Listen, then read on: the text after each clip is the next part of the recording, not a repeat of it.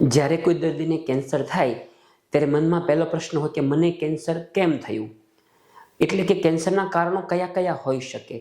ઘણા ખરા કેસમાં કોઈ ચોક્કસ કારણ મળતું નથી, પરંતુ રિસ્ક ફેક્ટર હોય છે. રિસ્ક ફેક્ટરનો મતલબ હોય છે એ જો હોય તો કેન્સરની શક્યતા વધી જાય, થાય જેવું જરૂરી નથી.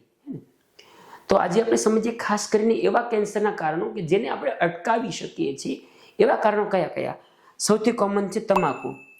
લગભગ દુનિયામાં 20 થી 30% જે કેસ કેન્સરના હોય એમાં ક્યાંક ને ક્યાંક તમાકુનો રોલ હોય છે. 100% કારણભૂત ભલે ન હોય. બીજું છે વજન, ઓબેસિટી. જેનું વજન ખૂબ વધારે હોય એને પણ કેન્સરનું જોખમ ઘણું વધતું હોય છે. લગભગ 20% જેટલા કેન્સરમાં ઓબેસિટીનું કંઈ ને કંઈ કારણ હોય છે.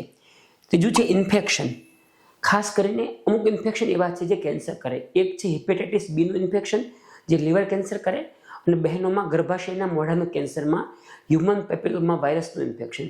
આ બંને કેન્સરના જે કારણો છે એને અટકાવી શકીએ છીએ કારણ કે બંનેની વેક્સિન અવેલેબલ છે. ત્રીજી વસ્તુ છે દારૂ, આલ્કોહોલ. એ સિવાય રેડિયેશન, પેસ્ટિસાઇડ્સ, કેમિકલ્સ એ બધા પણ કેન્સરના કારણો છે જેને આપણે અમુક અંશે અટકાવી શકીએ છીએ. કેન્સર વિશે વધારે માહિતી માટે સરળ ભાષામાં એક લાંબો વિડીયો મેં યુટ્યુબમાં મૂક્યો છે. તમે અમારી યુટ્યુબ ચેનલ પર જઈને એ જોઈ શકો છો.